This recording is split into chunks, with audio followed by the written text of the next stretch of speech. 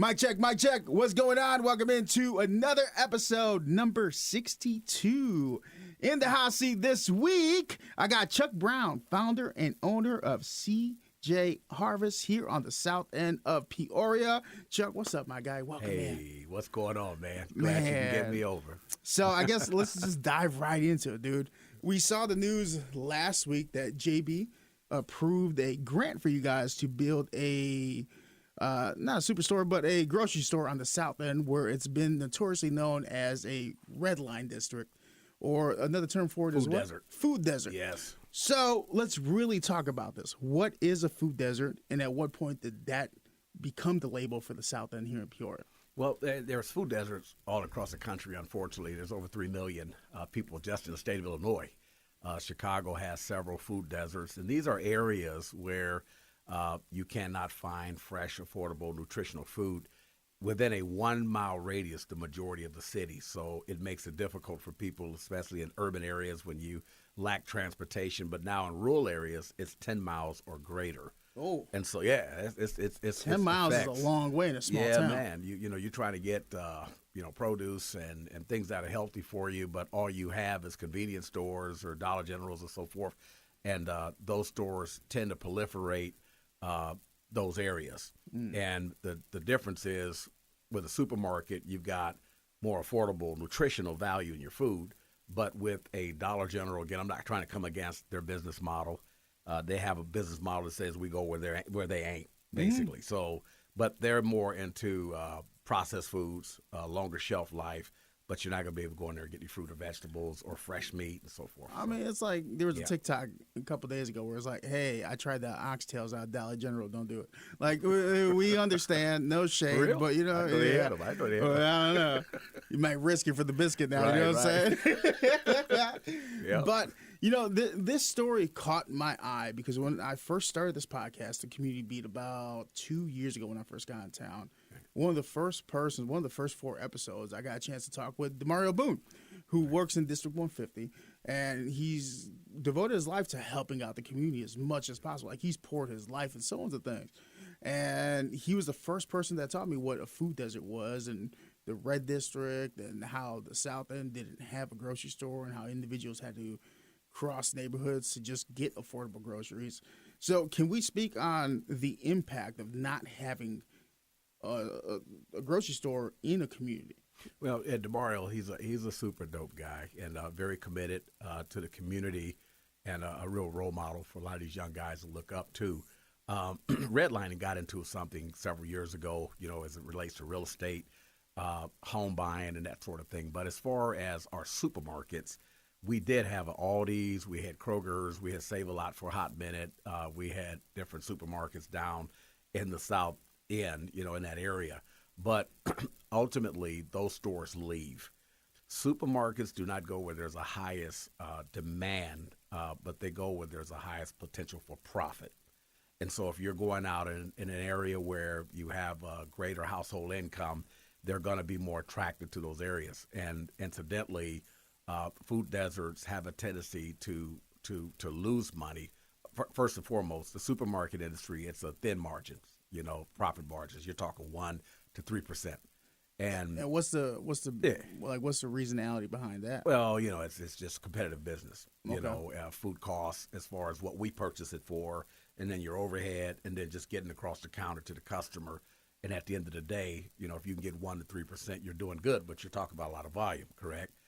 And if that's the case, but most of these stores like Kroger's and Aldi's, if you're in a food desert, they're losing 4%. And they count on some type of government support to help mitigate at least half of that gap. So it is a problem. So they're not just getting up, leaving the neighborhoods and saying, hey, we don't love you guys. We're going. We're being racist. We're being, whatever. We're leaving the community because we don't care. No, they leave because they're not making any money. That's just the bottom line. And businesses like supermarkets and retail and CVS and Walgreens, hey, they're in the business of making money. And, I wouldn't recommend anybody go in any neighborhood where you're going to lose money. So I imagine that might lead you to another question. How are we going to do it? Well, it leads me to a couple questions, if I could be very honest. I won't lead you, but I'm not bad. I mean, one question is, and I mean, I think some of the people listening would be mad at me if I didn't even ask on. this question. Yep. But as I was reading the comments of different Facebook posts, I went through different news networks, and there's a lot of carry note that it's not going to make money because of the theft in the community. That quote unquote you gotta help quote unquote your people understand the blah blah blah. Like I saw a lot of those Yeah. comments. Did you get a chance to read those as the story broke? I read the good, the bad, and the ugly. You know, as a business owner, you need to know those things. You need to hear it all.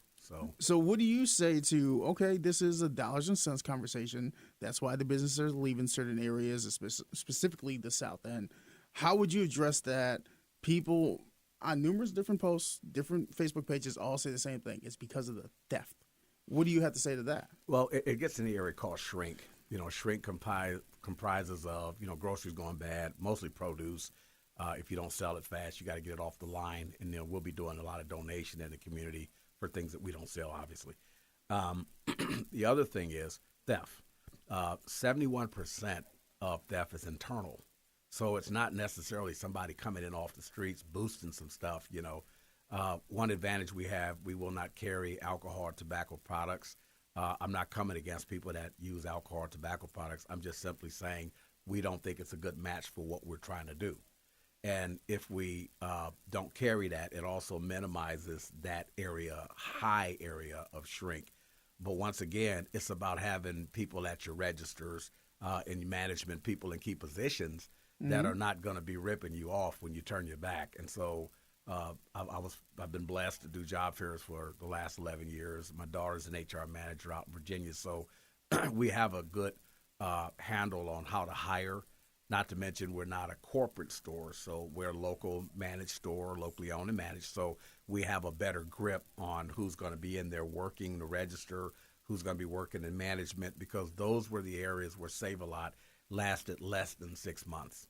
They were getting ripped off blind, along with some other issues that they had. So the shrink issue when it comes to theft, if you go out to Schnucks way out on North Knoxville, great store, but they have security. Every store has security. With the rising costs, inflation, and problems, people are shoplifting more now than ever before.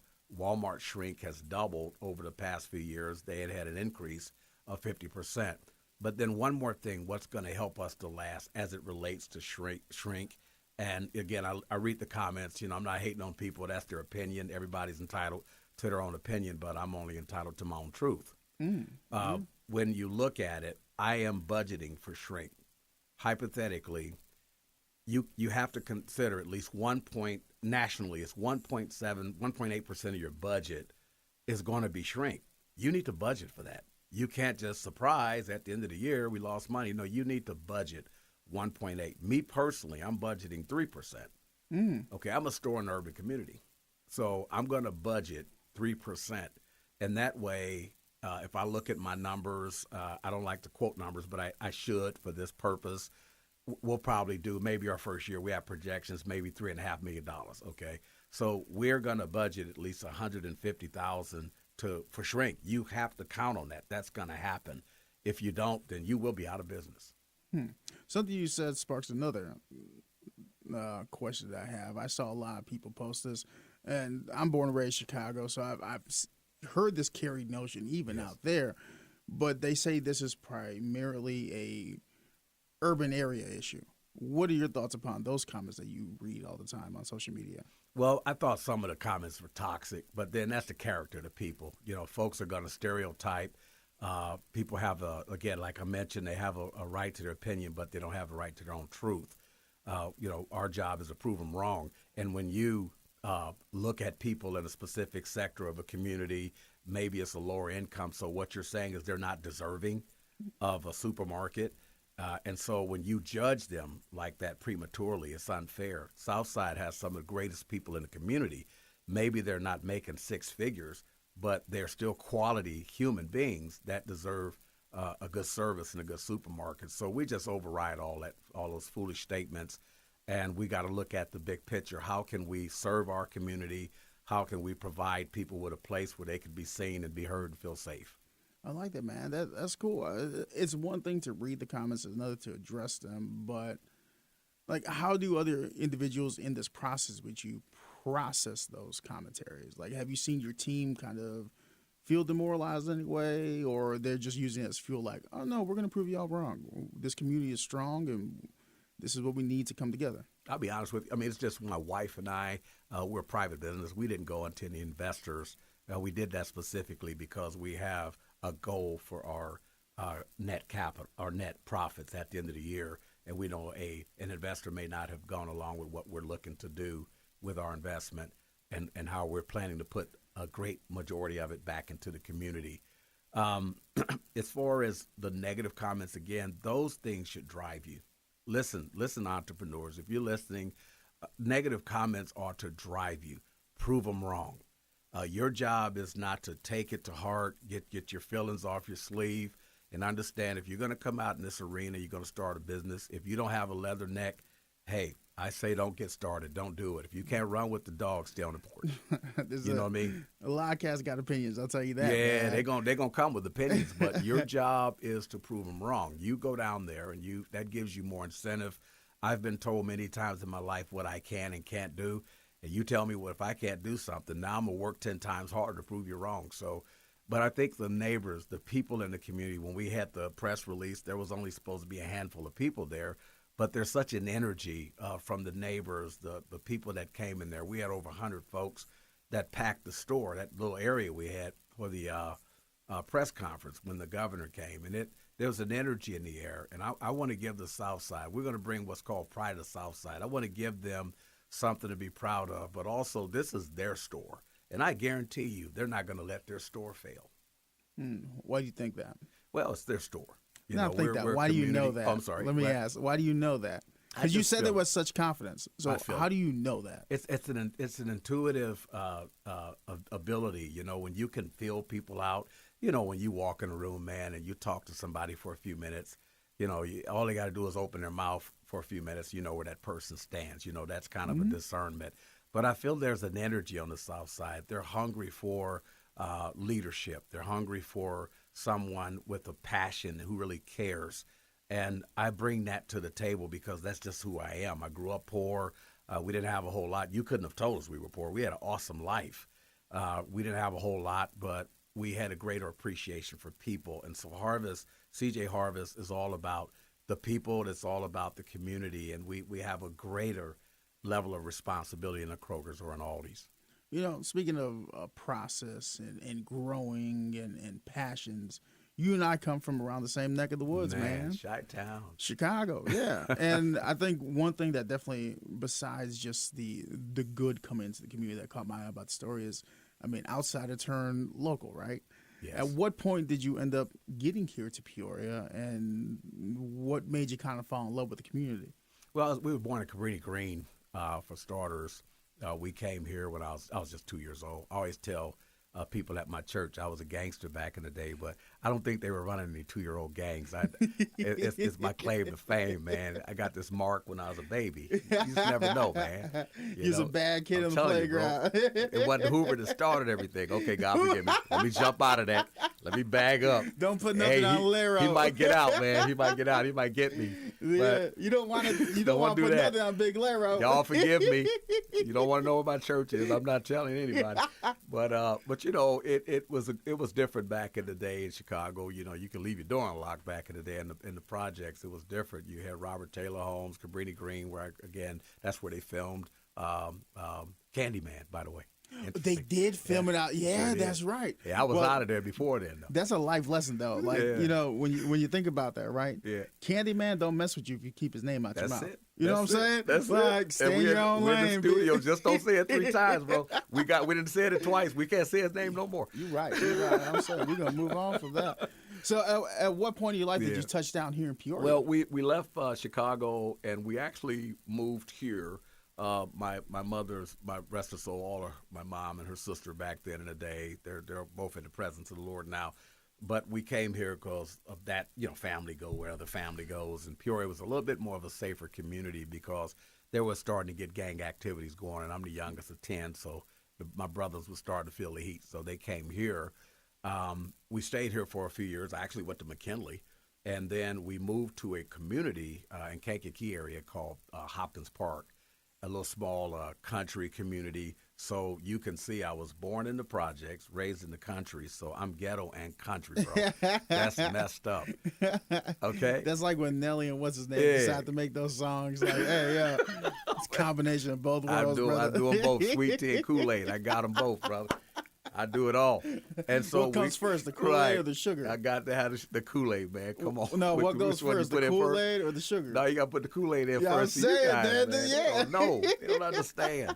I came here, they was saying the Peoria, they were saying sody. I'm like, you mean a pop? Sody? Right, soda, man. It's a pop, man. Sody? They say that down there? They say soda, man. I They swear to don't know. God, I'll mean mug anybody. Like, give me a Right. soda. What? Right, give me no, Nah, you dude. can't do that. But So- we left here and we left Pembroke and then we came back here my senior year, okay?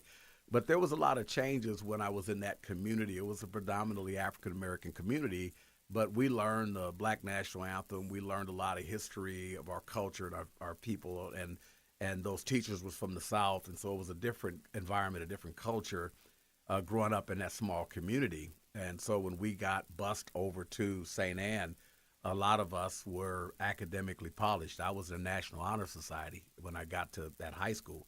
But then we came back here, Caterpillar drew us here, and I graduated from Manual, so I returned back.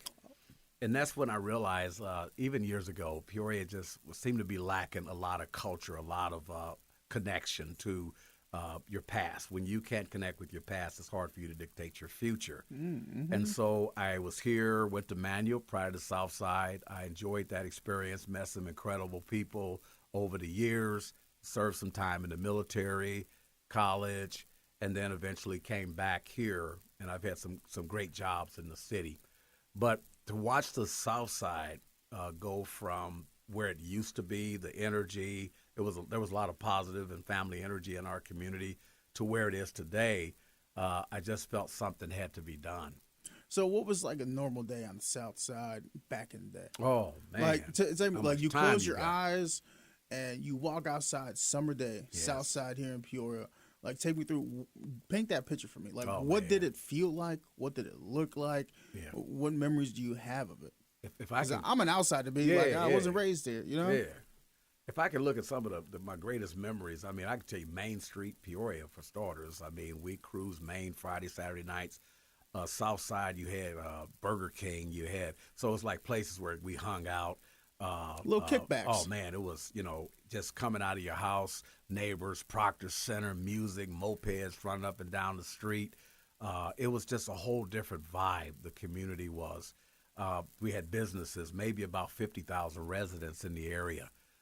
Parents, there was respect, there was love, there was a sense of vibrancy in our community that we no longer have. See? Can you pinpoint era or a time period where you were able to visibly see the change kind of happening? Looked like, I'd say in the last 15, 20 years. Also a lot recent. of things, began to change. I mean, we had stores pulling out. Peoria became a shrinking community. I believe crack cocaine, if I can just openly say, had a great deal to do with the destruction of most urban communities across the country. Yeah. New Jack City took its toll. Yeah. And you're talking about people that you knew. I knew people that were professional folks. All of a sudden, you see them walking up down the street. Tweaking, Back yeah. then, they called them geek monsters. Yeah. And, I wasn't going to church back then. I wasn't selling dope, but I was around it. I was around the clubs. I was around in that atmosphere. And so you could see the change. People were breaking down. Everybody's family was impacted. You were losing loved ones, and folks you love was out, taking your money from you, lying. It was crazy. So I think that really hit us really hard, and I'm not sure if the South Side has really recovered from that, but I believe we do need to go back in now, start rebuilding from where we are. Now, something you said about the vibrancy of the community back then. Does the South Side still kind of have that vibrancy? Is it still there? Like, do you still see, I want to say, like remnants of it, but can you still feel it around there when you walk by? You said a keyword, remnants, and that's only because I grew up part of my life there on Blaine Street, and I say remnants. But I see potential because a lot of the elders, a lot of the folks have gone on, A lot of people that I grew up with, they're spread across the country, and if they're still here, they're probably out north or Dunlap somewhere. But I would say remnants, but I also see potential. Remnants and potential. How? So, what kind of good work do you do in the community over there besides now bringing just a store there? Like, what's some other ventures and areas that you've had some hands in and trying to bring back that vibrancy? Yes. When I started my church, one of the things I wanted to do was connect the community with resources. And so I started a nonprofit called Job and Resource Fair, and I've been doing that for 11 years. That was my first goal, bringing the jobs to the community, working with the unions, working with companies. So I've been blessed to have worked with over 100 companies, Caterpillar, OSF, Ameren, and I've helped connect literally hundreds of people with jobs. I've never really done a statistic on how many people I have helped get employed because I don't believe in beating my chest, but we have had literally thousands of people over the 11 years come through our events. And we've got folks working at every major company, Komatsu, you name it. So I started with that. Also, I have a passion for the SouthSide and a vision. I sincerely believe God has given me that vision to go back into that area and make it such a dope community that instead of people running away from it, they're gonna want to run to it. So, in a perfect world where things line up, you have this vision, right? Take me through this picture. How do you see the South Side of Peoria evolving within the next 10, 15, 20 years? I believe it's going to be a tremendously awesome place to live. Maybe a year or two ago, I partnered with Peoria Police because I've had the keys to this building for 3 years now. And I partnered with Peoria Police Department, and we had a community-wide festival. And one minute there was this empty parking lot. We had bounce houses, we had food, we had all these games and activities and big book bag giveaways and such. And then I saw a lady walk up, and she had about 4 or 5 kids with her. She was pushing a stroller. She was like the first person. And then within minutes, there was like this sea of people just appeared, literally. We had nearly 500 to 1,000 people on the parking lot, white, black, Latino, such a melting pot representation of America. It just blew my mind. And it was an inspiration to let me know that most of these people walked. There were very few cars parked around the store. Most of these people walked. And it let me know, hey, they're ready. They're ready for change, but somebody has to be the change agent. Someone has to be willing to come in with a vision. And if, I'm a pastor, so I'm going to use the Bible to frame what I'm saying. Without a vision, people perish. That's true. Mm-hmm. And when you don't have someone that can at least help paint a picture. I don't consider myself God. I just want to wake up the giant in other people and bring their dreams, their goals, their passions. And so in 10 years, we want to, what I mentioned to you earlier, my wife and I, we plan to invest a great deal of our net profits back into the community. We're looking to purchase blighted homes and vacant lots, and we're going to tear it down. The South Side was built, those homes were built the last 50 years. Most of those homes are 7,500 plus years old. Damn. Bro, you can only drywall, paint, something so many times. And then the next question is, when are we going to give our younger generation something new? Maybe they don't want your great-grandmother's old house. Maybe we can give them something. So if we're building starter homes and we're doing it one block at a time, what was that brother, man? Rest his soul, that was out in Cali, the rapper, hip-hop guy that, that's crazy. I just had his name on Nipsey Hussle. The guy had a real vision. Buy back the block, and if you can look at what he was trying to do. He was loved, man. He was making an impact in that community, and we can change the narrative. A person can go from poverty to middle class with the stroke of a pen. So listen to me carefully, as Black Americans, we could sit around and complain and talk about what went wrong, or we could do something about it. And so that's what we want to do.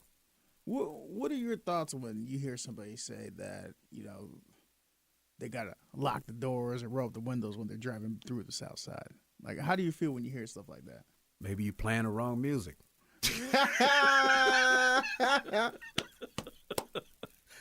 You know what? Because I grew up on the south side of Chicago, and I hear that even when I'm out here.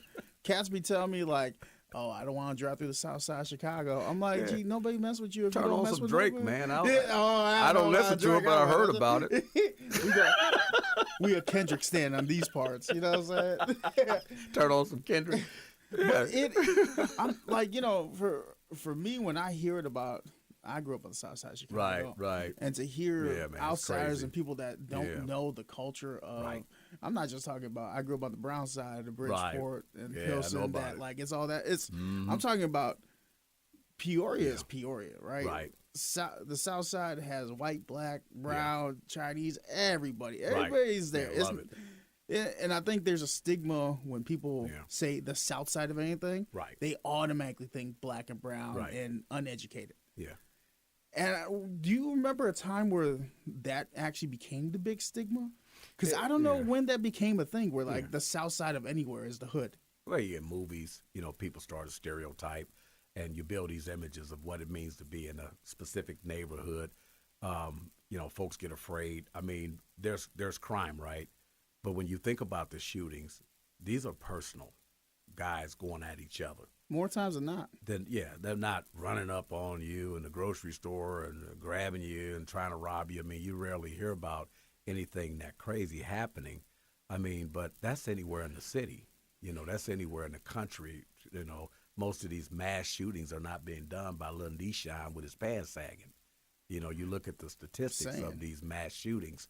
And so it's this stigma that people have to overcome. But again, our goal, and some of the other business owners that I plan to get in touch with, that's got businesses on the south side, we want to form a coalition of businesses in that area. That's one of my goals. How can we bring a vibe to Western? How can we bring ownership, more businesses, to our community, whether you're an Arab brother, whether you are a black brother, whatever, white brother, it doesn't matter. How can we bring a better vibe to our community to try to make it where people, you say, hey, man, where you going on a Friday? Hey, I'm going down here on Western. What's going on down there? Hey, man, they got these nice places you can go, restaurants. They got jazz. They got culture. They got a Caribbean restaurant. Hey, they got a band down here. You got things going on in the community that gives it a sense of community where people want to come. Hey, I mean, you look at the Heights. I love what they're doing in Peoria Heights. What makes us exempt from doing our own thing on the south side? Yeah, why can't the south side be just as amazing? Right. Belief. We have to believe in ourselves and stop talking about our limitations and start thinking about the possibilities. Have you had a lot of internal within community fight back with this dream and narrative and goal that you and others are working towards? Has it been a struggle, or is it a lot more people in the community like, oh, thank God, we need this? Well, that's the game plan. I haven't had a chance. I mean, I'm getting ready to start doing some community forums. I've been working hard to get the store open. I said, well, let me get past this first because even when I called you, you were on the site doing, I live down there. Got a bed and everything, bro. I couldn't pay nowhere else. The store been costing me, so I moved in. No, I'm just kidding. I do not live in the building. But we can't start that narrative yet. Right, no. But, it's like people believe what you've done, not what you say. So I wanted to get the first part of this store is part of a larger vision. And a lot of times you share your vision with people. They don't believe you anyway. So, but if you get those people in place, we are putting together what I call the American Dream Team. This is a few realtors, mortgage lenders, because we want to develop the south side of Peoria. We want to make it. If you want to increase the population in a community, you got to give them a reason to come. Nobody's going to go to college or get a trade or get a great paying job and then move in a neighborhood that they don't desire, to live in. But if it's a dope place, they're coming. And we're going to be that. We're going to become that place. So speaking of this vision, right? At what point in your life did this become the mission? I've been, I guess you could say I'm a little different. I think my mother used to say, something wrong with you. Does she mean that good or bad, bro? We can take that. I look back now and said, Yeah, but she always told me that. She said, you should run for office. You should be a leader. You should do this. I said, Mom, I'm not getting in that game. I see what they do to people. You run for office, they start digging up your past and doing all kind of crazy stuff and messiness. But, I lost her in 2020. We was 92, 91, 92. She went on to be with the Lord. And then I got it. Yeah, 92. She did good. Woo. But she was a former civil rights leader in the little community I grew up in. She worked with she worked with Jesse Jackson, and we were part of Rainbow Coalition. So she was a school board member. So she was a pioneer. Most people don't know that because when she got older, they just saw her as this little usher in the church. But she was a quiet lady that carried a big stick. But I was inspired, and I said, something about when she left here. I said, you know what, I want to do some more good. I don't feel I'm doing enough, and I just don't think we have enough people that's taking charge. So that's when I got involved.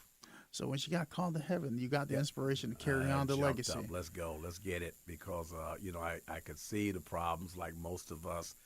I hear people saying terms like, yeah, they need, you open the grocery store, they need something down there. What do you mean down there? It's like they talk of people as though they're not a whole human, like what are they like you going down here to the safari somewhere, It's the way people say it. I don't think they really mean it, but it's the way they say it.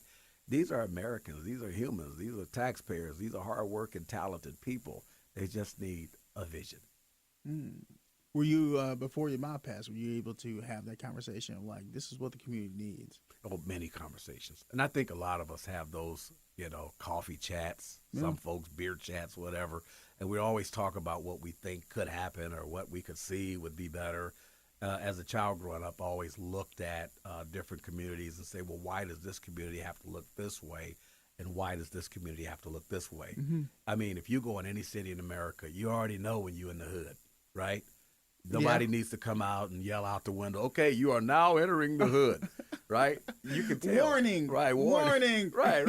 I mean, you see the restaurants, the houses starting to change, the grass starting to change. And the question I would always ask myself, why is that? You would see liquor stores every other block. Yeah, liquor stores. Cigarettes.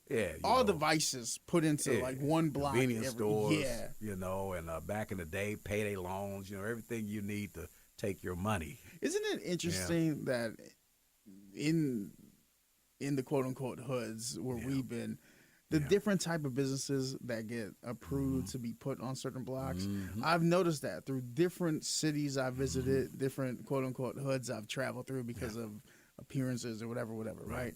Like SouthSide Chicago. Sure. There's certain stores you'll see, but if you go to the Gold Coast, right, you ain't seeing the same thing. You ain't seeing the same things in the heights that you see on the south end, south side, west side. Right.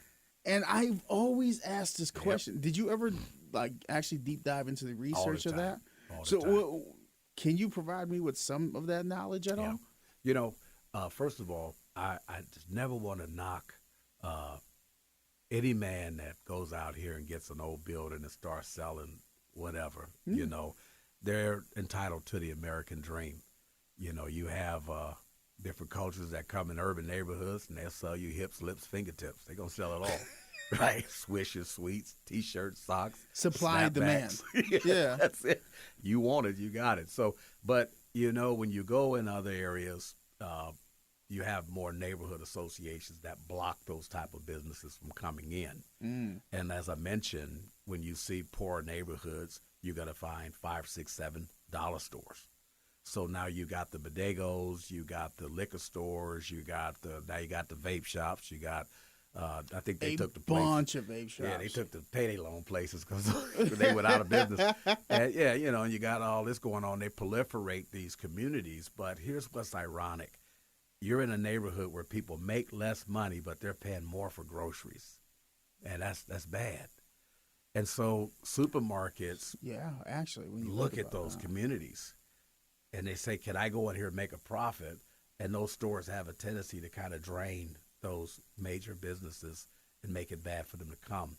But you see the differences in neighborhoods, and I don't think it's fair. But again, when you have neighborhoods and you don't have political leaders who have the vision, I say don't run for office if you don't have a vision. You have to have a vision for change to bring hope to the people. And it cannot be self-serving vision. And unfortunately, in a lot of these urban communities, good classic example. I don't know if you know what's happening up in Dalton, Illinois. What's happening? Oh, man. With the mayor? Oh, man. Did she just get served during a I don't community? Probably. I saw it on TikTok last night. She was Crazy, in the middle man. of a what do they call those? The forums where you have Yeah. the community come out, Yeah. the town halls, Right. and she got served Yeah. in the middle of Wow. the town hall, That's and I was crazy, like, man. "Yo, how's she still kicking? Like, Right. there's She's the mayor. so many, yeah." And so it doesn't matter, we elect people that look like us, and I say this all the time to black people, just because somebody look like you don't mean they got your best interest at heart. And I've experienced we need that the leaders. hard way in my life. You know what I'm saying? You need leaders that care about everybody. So it doesn't matter what color they are. It's about your character. Isn't that what Dr. King taught us? It's not the color of your skin, but the content of your character. And when you have people in office and they exploit you and they take advantage of you, that's the same you said with churches, with banks, with politicians, anybody in leadership that exploit people and take advantage of them. It makes it harder on those communities. And that's what you see. It's interesting because you see that, right? This is our living experience. We see it, but on the flip end, right? People that do that. I've heard the carried notion that business is business. Dollar cents is the bottom line, where that's all Right. they see. Is there a way you've experienced in your life that you can find ways to get to those individuals where it's like, hey, I understand this is what makes dollars sense to you, but we're dealing with lives here. Like, how do you get in touch with those individuals that are so far removed from the communal sense of what we're supposed to be doing? Well, you can't. Votes can change political leadership, that's for sure. But I think as entrepreneurs, we have to take a chance. We have to be okay with taking. Oh, excuse me there. I'm sorry. You're We an have important to be- man. Yeah, I'm trying to. I turned it the wrong way, trying to turn it off, wind up turning the ringer on.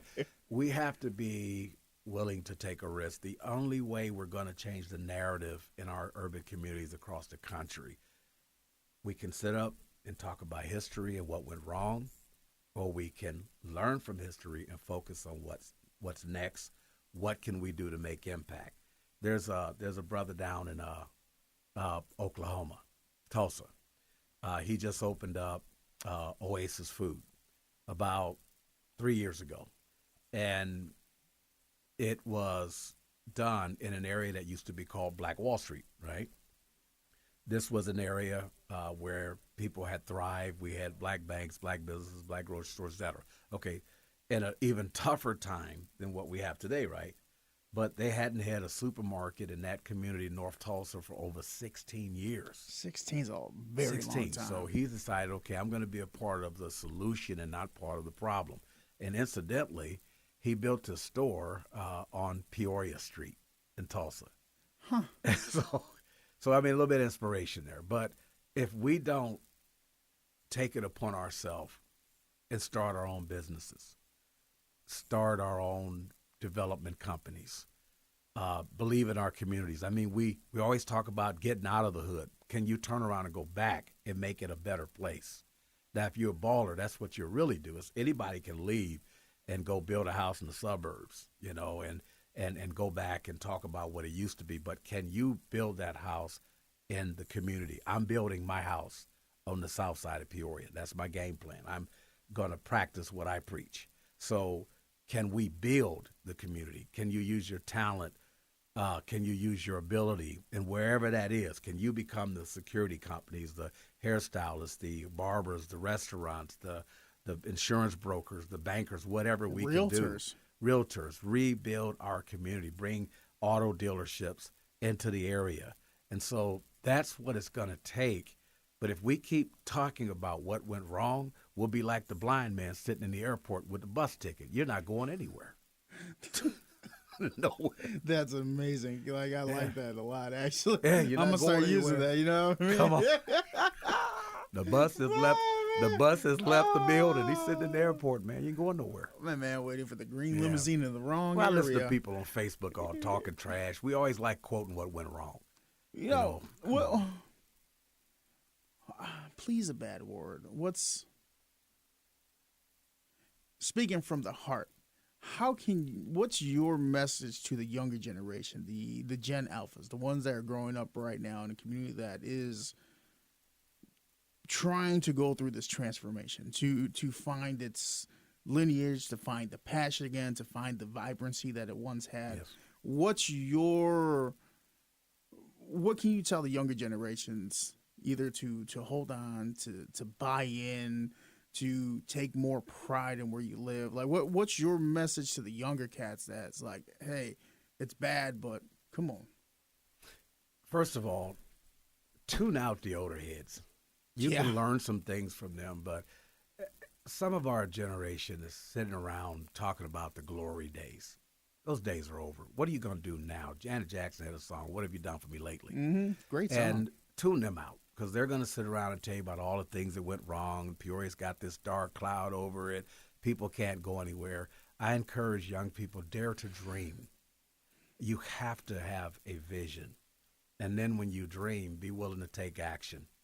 You know, as it was quoted, our deepest fear is not that we are inadequate, but our deepest fear that we are powerful beyond measure. That is a fact. Mm-hmm. It is your light that threatens others the most. You have to be willing to bring your stuff out here. You cannot be afraid. If you're going to have fear, but feel the fear and do it anyhow. Know that you're capable. The possibilities are unlimited. And don't listen to people. Most people, if they don't have the dream, they're going to tell you about everything wrong. Well, take some of that. Most of it, spit it out. But most important of all, live with passion. Be willing to take risks. The person that risks nothing, does nothing, is nothing. And most people will learn the greatest risk is to risk nothing at all, because they'll go through life never fulfilling their dreams.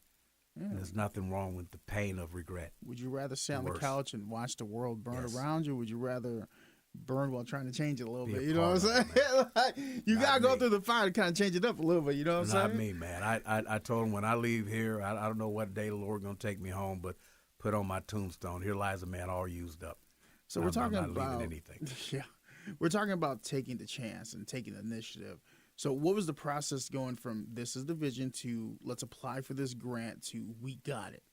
Like, take me through that process. Interesting. There was no grant around when I started this project. I was going to grow into the building. We were going to build the food court first, and then we were going to add some. Oh, wow. Yeah, we were going to just simply kind of. It's a 12,400 square foot building, and so we were going to take the first 2,000 feet, put the food court in there. That food is going to be banging, and then we're going to add groceries and just increase the wall and move the wall and increase the floor space. So we were going to grow organically into the building. So I was doing it on my own. I mean, incidentally, I got the keys to the building August of 21. And for most people that might know me, I lost my wife to cancer in December of my former wife of 21. And, I spent 22 kind of in the abyss, if you will. Kind of lost my desire to keep being here.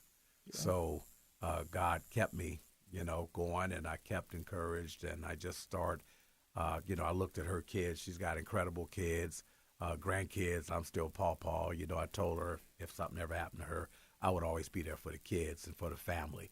And I've kept my word. I'm true. One thing about me, I'm loyal. I hear that word loyalty all the time, but loyalty shows up. You can talk a mean game, but where are you when people need you? And that's the key. And so I've made that commitment. And then I got blessed with Julia. She and I just recently got married. I always tell her she saved my life, just incredible woman, and it's just been supportive. And so I came out better. Let me ask you about that because, just to share a little bit on my end, 2019 into 2020, that was the beginning of my big depression. I lost my gig. I went through some bad personal things. And honestly, it wasn't until maybe about a couple months ago that I finally felt back to myself. Yeah. It takes a while. And I could pinpoint when that rejuvenation happened, right? Yeah. Can you pinpoint a process from, losing your wife and just losing that fire, that desire to getting it back? Can you pinpoint a moment in that process where you're like, ooh, well, I'm back to, I feel like myself again. Thank you, God. Like, I'm back. Back feeling again. It's crazy, man, because it was like there was a Bishop Harold Dawson. He had lost his wife that November, so me and him was like crying buddies. I always tell people if you lost a child, you need to network and be connected with somebody that lost a child. They understand? Because nobody would ever understand the depths of what it's like to lose that specific person, whether it's a spouse, a child, or a sister, brother, whatever, whoever you were closest to. Losing Alice was absolutely the worst thing ever happened to me. That was my heart. And so I started to realize and understand we all got a entrance and an exit date. And it's a date that we can't control. There's nothing we can do about it. And I think right around 23, I started realizing, I looked at her kids and I say, they're counting on me to keep doing some things and maybe try to plan a future that will help them, because they're all adults, but they have those things, those needs. They're going to need a home one day. I want to be a person that can dig in the ground and put a foundation and put them in their own home. Then there's the grandkids. So I spend time with them. I'm still pawpaw, that has never changed. And so you ask yourself the question, when you lose somebody close, you have to ask yourself that question, okay, what was important to that person? And to her kids was her prize. That was her greatest accomplishment. And so I said, okay, cool, well, I'm going to take care of that. So you find those purposes. Yolanda Wallace lost her son to gunfire years ago. She found a purpose. And sometimes you have to look at, I lost a job at the light company years ago. That was the biggest setback in that era, right? But you start saying, okay, what have I become? Life happens, but what have I become as a result of what happened? In this case, I lost my brother, my mom, my dad, the wife, 2 more brothers, Richard Herman. So it was just a series of people leaving. And I said, okay, well, this is a new season because Chuck's going to be gone one day. The question is, what are you going to leave behind to make the world a better place? So I would say, to your question, again, long answer, I would say in 23, I started to get a little bit of light, in my life and start thinking as I get further down the road, I'm starting to desire more. And there is healing. It takes time, but you start looking at life and you start getting your energy back. But in this case, man, what I'm working on is larger than me. It's one of those things that have to happen. What's interesting with that? The way you explained that process. You can very much draw the parallel into the vision for the community. Yeah. You had something. You lost it. Yeah. And there was a mourning period. Oh, man. And then now there seems to be a light at the tunnel. And you still go through that. Her birthday's coming up October 15th. You still experience that. You never stop mourning. It's kind of like you lose your arm. But I've watched people. I've watched folks with legs. They've lost legs. Some folks have lost their sight. You know what? They keep living. And they learn how to live without the limb, without the leg, without the sight, the hearing. And then they still bring some good stuff out here. Mm-hmm. And so it's not a question of what I lost now. It's a matter of what can God do with what's left. And so you have that period, but you got to respect that too. And, we go through life, man, if I could be transparent, we're on the air, right? Yeah. I was depressed. I was going through some very difficult times. People would see the smile on my face. They would see me in public. They'd see me in church, but they don't know the hell you're going through in the backdrop. So we have to be honest. I don't care who you are. Don't ever say what you won't do. Don't ever say how hard it's going to be, or we look at people and we think, oh, they're strong in faith. And hey, man, life will knock the hell out of you. And you just got to get back up, put the pieces together, and find a way. And so I had to get back up and do what I do, which, take care of trying to be good in my church, good in the people, good in the community. But I had to get Chuck back. Dude, that's interesting because different life, or we have different paths here, right? Yes. But as I was going through my depression, I'm drawing parallels here because this is just how the dialogue has kind of evolved. Real. But I would get asked to do appearances. I would get asked to do this, and I would turn a lot down. Right. And the ones I did, I'm just there in motion. Right. Because I'm depressed, my anxiety's going crazy, but I'm there to do the gig. And were those moments where you're standing there, you're preaching, you're talking to a community, but blank? Like it's not so much that you're just going, going through emotions, but it's like, were there moments where you realize I don't believe this right now, but hopefully somebody could take something out of this? Man, I lost my faith for a whole year. While still preaching? Yeah, preaching, man. but I'm figuring I had to keep doing my job. I felt, but I didn't talk to God for a few months. How did Yeah. you You just as gotta- the individual, as yeah. Chuck, right? Yeah. How do you deal with this internal battle where it's like, Yeah. I am so removed from this faith because everything Right. that just happened, but the community still needs me. Yep. I'm loyal to Yeah. what I'm doing, to who I'm doing it for. Yep. But internally, You're gone. You're I'm shot. gone. Yeah. Like, how And- did you process that? I mean, you think about one thing I talked to Bishop Dawson about. This is what killed me, man. Because, okay, I always believe in the power of healing, and you go in there and pray, man, and people can get up from cancer, and I've seen that. I've seen miracles. But what tore me apart is like, okay, where was God in that moment in that room when I lost her, December the 10th? And so I felt personally, what's that word I'm trying to use? I felt like God let me down. Right. I've said those words exactly together. Yeah, man. And that's why a lot of people have lost their faith today, And then my friend down in I was telling you about Bishop Dawson. We were on the phone and we were talking. And one guy told me something one day. It's like the Lord spoke to my heart, and it is a time where man should die, an appointment. So, and he helped me to understand that God will heal when it's not your time. But when it's your appointment, all the greatest prayers on the planet won't keep you here. And if you truly believe this Bible we talk about, like this is for the Christian folks, because I'm sure there's other folks, different religions, different denominations. And if you truly believe what the Bible says, then you would know where she is. So she's just asleep. She's resting in his presence with my mom, my dad, and all the others that went before her. And my date will come. And so that gave me a sense of peace. Now, does that mean you won't go through that time of oppression, that time of depression? No, man, that's real, Jack. And it's just, we don't deal with those realities.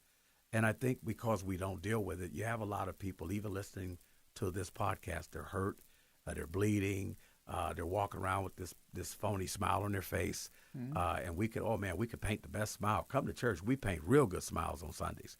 But behind that smile, somebody's hurting, somebody's needing some support, somebody's needing that love and that lifeline, you see. So, yeah, man, I can understand where you're coming from, but it was the worst season, literally, of my life. And so now I devote my life to her, in a sense, with her children. So that's a responsibility. And sometimes I could hear her probably saying, because she was a tough chick. She is from Chicago, man. She is from, Rockwell Garden. She wasn't no joke. They built a little different around, man. Get your butt up, take care of these kids. We ain't got time for all this. So that's really what it's all about. It's not, sitting around feeling sorry for yourself. People like to post folks that passed on Facebook, and the people making those posts. And I'm looking at some people that was posting pictures of her. And I'm looking at them, and I'm thinking, these kids couldn't count on you to get 10 cents. We just feeling sorry for ourselves, or we, in the moment. But faith and love and loyalty shows up. And so I figure I'll pour the love I could give her, I'll pour it into the children. And then I've been so blessed with Julie, a very supportive wife, allowed me to cry, allowed me to be, that takes a real person to stand by you. It takes a different type of individual to she's dope. She's take awesome. you with that emotional weight that you have. And also, at the time when you guys met, you were still in the pit, right? Oh yeah, man. Yeah. I think a lot of people think they're gonna reach this point where I'm healed. No, that's not real, man. You never stop missing your mother. You never stop missing your father. But you got to get up, and you have to put the pieces together. And if you're gonna be here, do some good with your life. What do you think, both your ex-wife and mother, right? They're looking down at you right now. What do you think they're talking about? Now, I'm going to mess you up with this one. Come on. If they could. Truth is, the Bible says they're resting in his presence. So they're kind of disconnected from everything going on down here. I did a lot of funerals, especially during COVID. We did a lot of them shooting victims. And people say things like, yeah, they're up in there looking down and mama's up there in the sky. She's watching over us. No, mama ain't. Mama's job is done. The Bible says that when you have done your job, you take your rest. She's done. She's no longer working. She no longer has to pay bills. They don't have to worry about all this stuff down here. They ain't got the fence. And here's no more. another thing I told my kids. I said, do you want your mama to see everything you're doing? No. I hope my grandma don't be looking Do you down want your grandmother? randomly, you know what I'm Do saying? you want her in the bedroom? Come on, What that's you doing real. over there? Yeah, I'm just watching over you. No, you don't want that smoke. Come on, that's just real. So yeah, it's just it's a whole other thing we're going to start dealing with even as a church, because I did all those funerals, and as preachers, you become numb to what people are going through because you're just constantly going through the motions. But boy, when it hit home, oh yeah, game changer. After all this, Yeah. right? After your travels, your experiences, in the military, coming back, finding your passion, losing loved ones, going through the depression, Yeah. finding the light at the tunnel, right? To now, the governor be like, all right, like, hey, take me through that moment. Like, Yeah, when did you find out you were getting this? How did you find out? Like, what the emotions behind it? So we were getting ready to push to get the food court open, and I was doing a fundraiser. Actually, I was putting on a gala and doing some other creative things, and then they released this grant. And I said, wait a minute, that's got my name on it, because it said supermarkets, independent, and food deserts. And that I hit all the buttons. And so we said, okay, hold back. Let me hold on and see what this is all about. And then I got connected with my team. Like I said, God will send the right people around you. Sarah, Sean, Kristen, all these people started to connect when I found out about the grant. And so I said, well, let me step back, because it was a match grant, which means you need to have 25%, and then they will fund 75% up to $2.4 million. Oh, wow. It just depends on the project that you're doing. And so as time went on, and we knew it was a matter of time before they put the notice out there where you had to apply, that's when we started putting it together in 24 this year. So we had a deadline. I had to raise $555,000. Yes. Any business, bankers trying to get financing from anybody, whether it's a grant, the question is how much skin you have in the game. Me personally, I got a lot. I mean, even before that started, I had to pay for the building, the down payment, the lease. I don't even want to get in those numbers, the utilities, keeping the grass cut.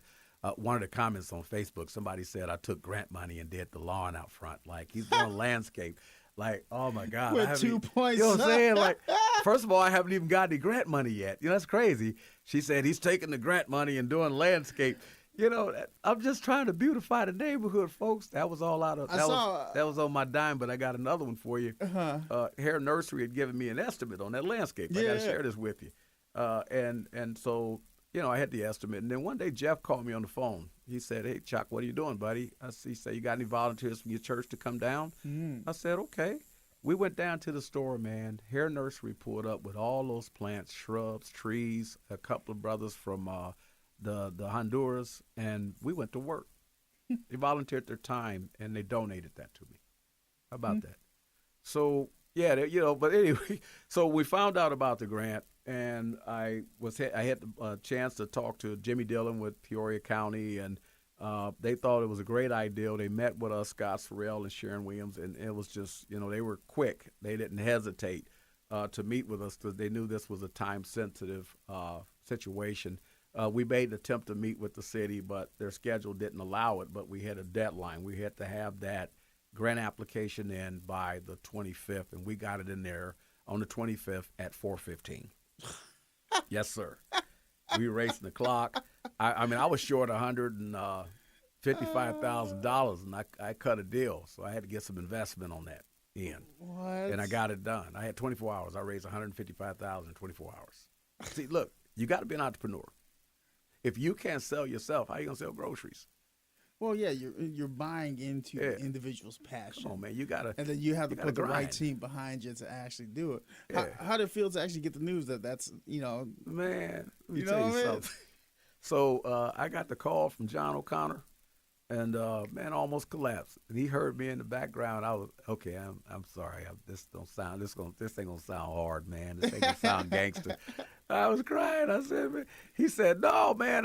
He said, everything okay? He said, no, this is good news. I said, no, man, these tears of joy. Because, you work hard and success is when opportunity meet preparation. We came out here on faith. Was no grant. And the reason why I think we had an advantage over the other communities is because we were almost 2 years ahead of everybody, putting the store together, business plan and ideals. You put the work in the gym. It was, man. And then Governor Pritzker came into the store, man. He came in there like a boss, man. It just felt good. We had over 100 people in the store that day. It was just a bright day for the SouthSide. So, yeah, that's what happened. That's how we got it. So what's the timeline moving forward now? We're thinking 3 to 6 months, because at this point now we're doing contracts, getting paperwork done. We got refrigeration orders, so it's a done deal. But now it's a matter of construction, building out the food court, which is called Smokestack 309. And so now it's time. It's just a matter. When I got that building, it was empty. Most people think that was a store. When Save-A-Lot left, they stripped that building, so it was just a shell. Damn. So, yeah, we got to get everything in there, man. So now it's just a matter of getting it built out. And once we get that done, and there'll be community meetings. We got job fair coming up. We're looking for some initial management people and specialty skills of what we're going to need. So, is there a website or a place that people can go to apply and let you know that they're down for the cause? We're getting there. We changed the name to CJ Harvest. There is a harvest in Champaign, but C is for Chuck, J is for Julie, and my wife. And so, yeah, we just tagged that on, man. That's cute. I like it. CJ Harvest. This week is CJ Harvest. Eggs only 99 cents. Don't quote me on that. You already have that that copy in your head? You hear it? Hey, you ever went to Foreman Mills in Chicago? You ever heard of Foreman Mills? Yeah. Foreman Mills. Yeah. CJ Harvest, That's what the inspiration was? I just like the whole, the whole vibe, man. You go on Foreman Mills, you hit a commercial. Yep. Dude, that's crazy, man, to see. Like, we're just in the thick of it now. Yeah, man. This is just like you're slowly grinding. Yeah. Like, this ain't even at the peak of what you can do. Yeah, it's gonna be madness over there. The food court is gonna be off the chain. Dude, that's crazy because like right now's the hard work time, right? Oh yeah, it's time to get it. How do you think you're gonna feel weeks out from launch? Man, what do you think? It's touching. I used to cry a lot, but I'm getting a little bit better. I'm a crier, but I'm getting better because when I see the people that were there for the announcement from the governor, it was just, you could feel the vibe. The community leaders was there. Jahan just walked in there. She was such a boss. We had our mayor there. We had all the county reps, Jimmy Dillon. It was just having those people there along with all the community leaders, and it was just this chemistry that said we can, right? And so I believe if we cross these lines and get past our differences, and the people from the South Side was in the house, and they were there, and you could feel that. And so it's a great deal of responsibility that has been bestowed upon me, and so it gives me a greater passion to do this. So we'll have some stuff going on, leading up to the opening. We'll be doing, we've got October 31st. We're doing trunk or treat. Oh, nice. Yeah. We're inviting the neighbors, come over to the parking lot, meet people. We're going to be canvassing the neighborhood. We want to find out what's important to all of our customers. We're doing some community forums. We want their input, their ideas. Man, this is their store. Man, we may have to talk. I may have to bring the station down there real quick. Hey, man, that'd be nice. Do a remote. That'd be cool. What's that, 31st? Yeah, 31st Thursday? Thursday, man. Halloween. We don't give the kids a safe alternative. The only thing bothers me about the South Side, y'all put them pit bulls away, man. You can't even jog through the neighborhood. Somebody pit bull running loose. Put the dogs away, y'all. Yeah, man. It's wild though. Like,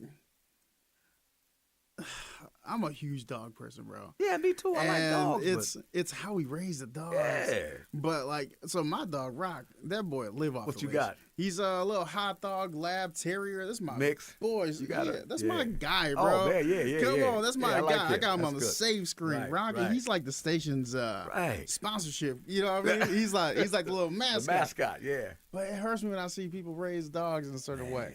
Just like it hurts me to see how people are raised. They just, you know what I mean? And so what I'm thinking, when the kids out trick-or-treating and, walking through the neighborhood, I'm looking like somebody's dog loose.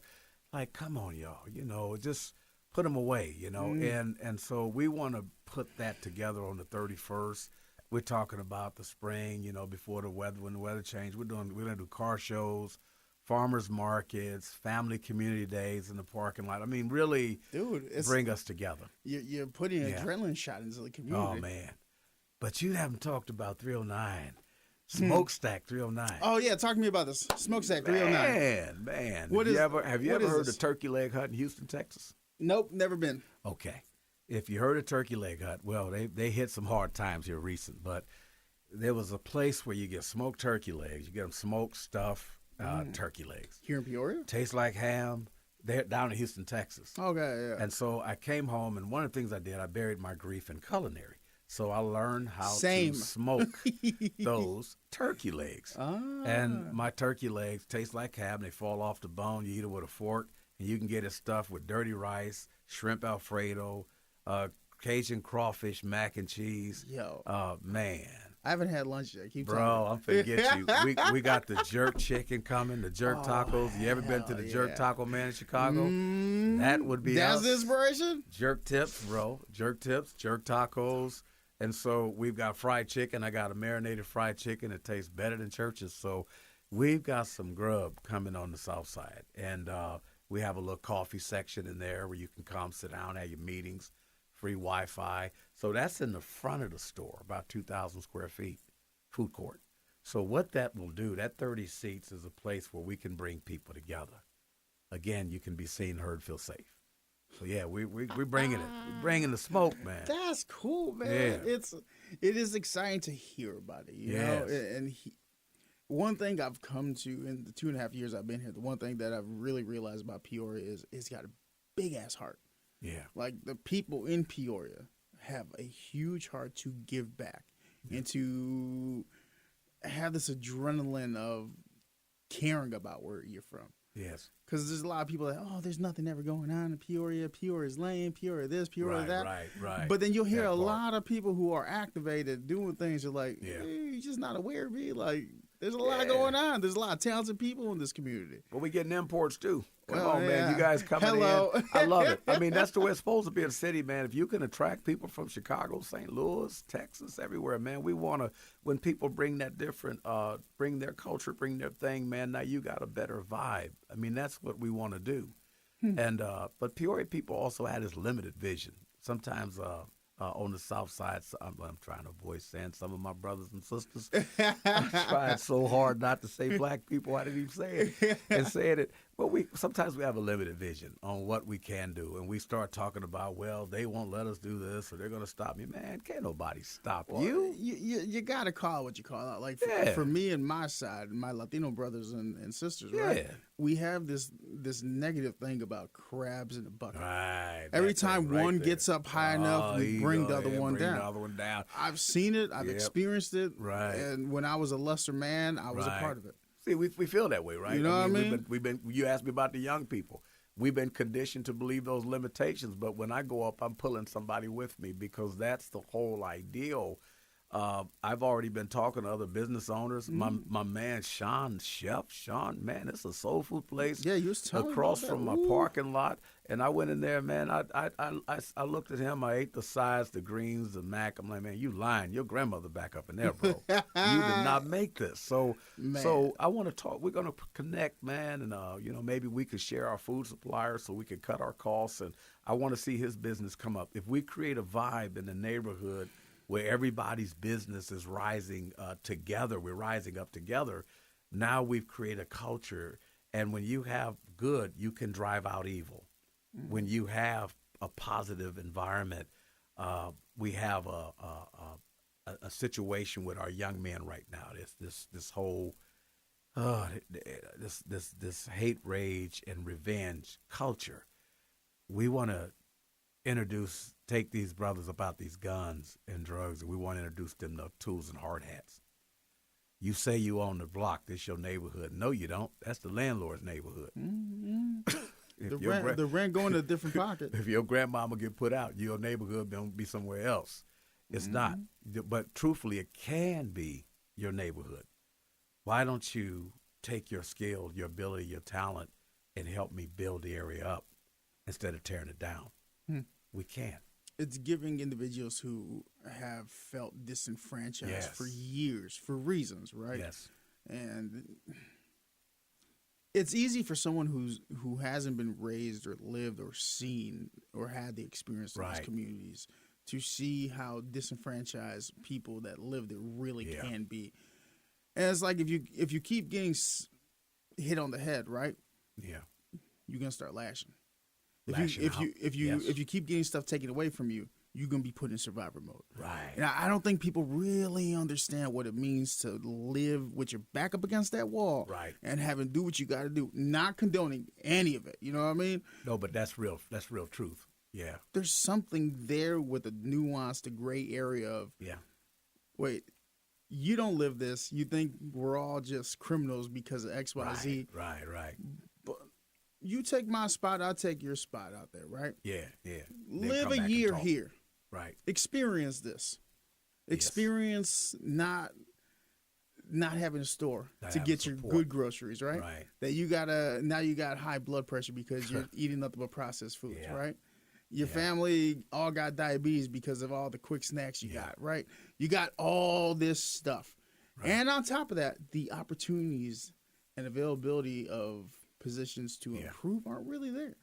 The So it's exposure. like Yeah. exposure, right? So everything I hear you talking about is talking about giving people purpose and reason.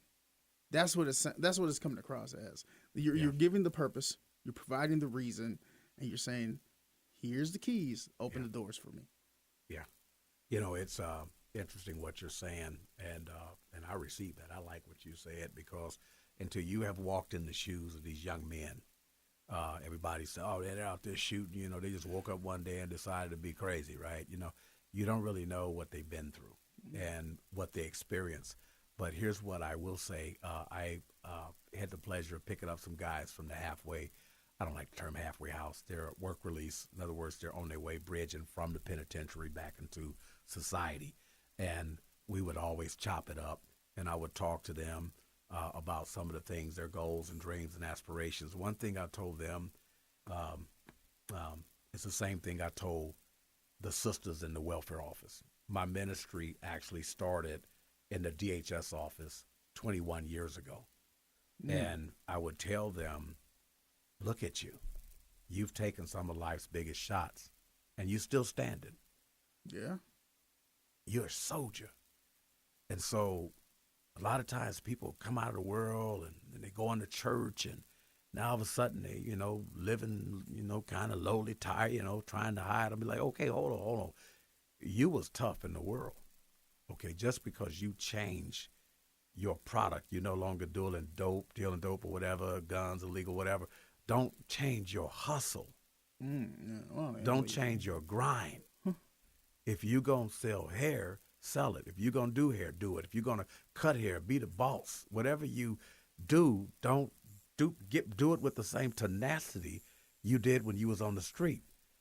And it was harder for you, which gives you all the more strength than somebody born in the suburbs with a silver spoon in their mouth and they've had everything handed to them.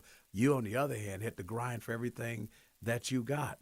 So people in that capacity, if you just get in the right direction, you get the right product, you get the right ideal, you get the right service, you're not going to need a bank to come hold your hand. You will get it done because that's all you know is how to get it done. What's interesting about that is I've seen a lot of the same carried notion of Black and brown communities, Yes. and Asian communities also, with this extreme entrepreneurial spirit. Yeah. Where we're constantly looking for ways to get the next dollar in. Yeah. What can we do? Is it a t-shirt company? Is it this X, Right. Y, Z? It's creative. It's look, I'm trying, I'm failing, I'm trying, I'm failing, and it's something I always took a lot of pride in, seeing my brothers and sisters out there kind of doing the thing, Right. pushing. Hustling. And imagine, man, you take that hustle, you take that entrepreneur, you pour it back into the community, y'all do it together. Ooh, That's the key. And the old heads, if you got a business, okay, I had a business, right? And I know how to help you do a business plan. I know how to get your projections. You need to see your numbers, and you need to understand money.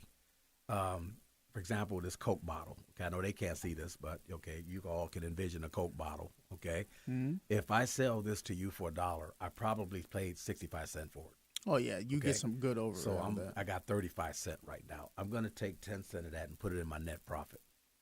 I'm going to run my business on the quarter. If my 25 cents, if my business expenses fluctuating outside of that 25 cents, where I got to snatch from the 10 cents, I need to start looking at my labor. I got to look at my utilities. I got to look at my building. I got to look at my costs. It's the same as what guys be doing out here on the street, man. You know, you're buying a product and you're selling a product, right? Cutting the product. Just change the product, cutting the product. Yes, My bad, Pat. My cooking bad. the product. My bad. Come on, man. I told you I wasn't always going to church. I'm telling you, man. So my brain, I was like, yeah, cut that up. At night, with a gun You know pointed what I'm at your saying? head, You know what I'm saying? robbers at your door. You know, Now- why would okay? So you come in the daylight, you find another product, you find a legal product, you find this, and then you hustle. Because end of the day, whether you're a banker, whether you're an attorney, whether you're a business owner, we're all hustling. Yeah. Everybody. I'm hustling right you now. hustling right now. What's it? Every day I'm hustling. Oh, Rick Ross. But you know, you don't miss your grind, and that's all it is. It's like everybody's afraid. Like you wasn't afraid in the street. Why are you afraid in the light? Imagine what you could do without that extra additive of the man's watching you. Sure. And he's waiting to catch you just Right. slip one time. Imagine Right. if you could find a way to flip the man Come on, to be man. a supporter. Exactly. You know, a And lot you of got these- the backing of Man, that. please. A lot of these police officers, I worked in correction years ago in uniform, man, we just want to go home. You trying to do your job with as least drama as possible and go home. You might have a guy in uniform, he cocky, arrogant. He was that guy in high school, always wanted to be the jock, be the tough guy. You're going to have one out every 99. Most of them guys out on the street, man, they just want to do their job and go home in one piece. Look, man, have I had bad interactions with certain officers here and there? Yeah. Yeah, we all But have. I've had a lot of good ones too, man. Sure. You know the way I Yeah. flip that conversation on people is like not all brown people bad, right? Come but on, there are man. some bad ones. You know what I'm There's some saying? bad brown people out there. And it's okay to say there's good and bad and bad and good. Yeah, and that's in all of us. And what you got to do, always look for the good in people. An old Reverend, old pastor, rest his soul, Reverend Sturdivant, T.C. Sturdivant. He would always say, when you meet, everybody you meet is a rascal until they prove otherwise. and it's really about judging people. And I think another issue I think we have in Peoria, you had mentioned that, and I was trying to remember this statement. Here's one of the biggest problems we have in Peoria. We reference people. Okay. In other words, somebody know a little something bad about you, and they're quick to tell me something bad about you. So now I don't like you, and I've never even met you. You never given me the chance. Never gave you a chance. And we got that bad here, folks, bad mouthing folks. And I see it online all the yeah, time. man, I know, yeah. like I be people that subtweet each other. I'm like, Right. are y'all literally beefing as grown adults Sure. on Facebook right now? Yeah, man, get a life. Sit down. Can y'all go sit down somewhere, have a coffee? That's and figure another out problem. what Why the- would you? Here's the thing. Why would you put your business out there anyway on Facebook? I don't get it. Your haters are loving it. You're on there crying and whining and talking about your problems. Man, they eating popcorn, man. They don't even have to watch the next Empire of Power.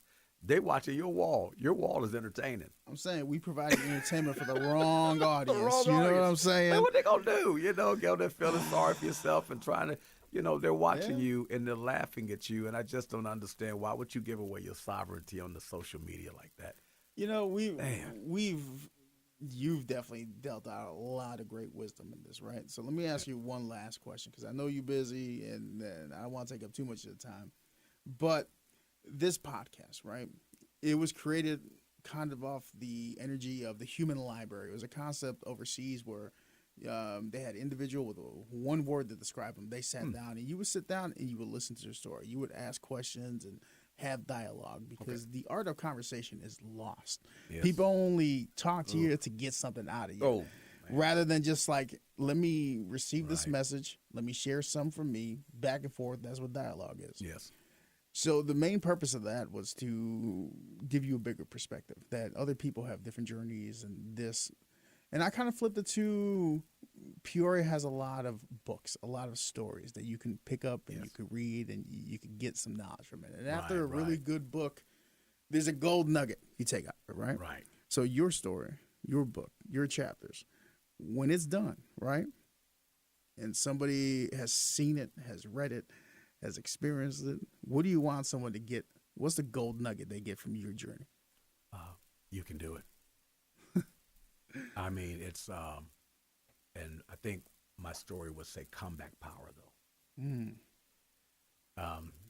Comeback power is in your ability to come back from setback, to take whatever you experience and try to use it as fuel to catapult you to the next level of where it is that you're trying to go. I would hope, it's interesting you would mention those books because we all have them. In theory, we all have books. We have books of things that happen to us, good and sometimes not so good. Mm-hmm. When I'm faced with adversity, when I'm faced with a challenge, sometimes you got to go grab one of those books and blow the dust off of it, Mm-hmm. and say, if I can get through this, I can get through this. And Wise words. That's what I hope I can leave you with. That it's those tough times that make us who we are today. Yeah, I mean, from being lost while preaching to providing energy to an area that really needs it. Come on, there's only one thing left, man. Y'all pass the collection plate. How can we do this? Give him the Cash App. I'm just kidding. You knew the preacher. Come on, I've been in there all this time. You knew it was coming. Scan the QR code. The QR code can be found. All right, before we end this, man, any last thing you want to get out that we didn't touch? Anything you want to make sure the audience knows about you or the process? Shameless plug. Well, it's a podcast, so it's probably going to have maybe in a year from now still be up on YouTube. But the main thing is just remember this day and what we're doing and understand what we're trying to do as both as a supermarket, as an example for a community. We have to bring our communities back.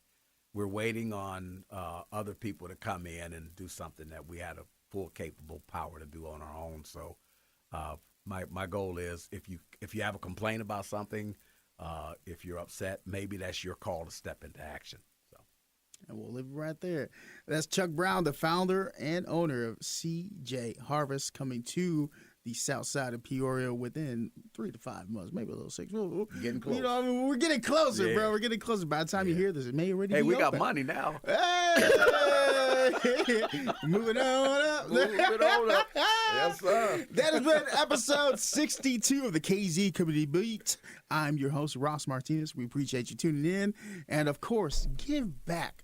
Otherwise, we'll come back again with a collection plate. I know, right?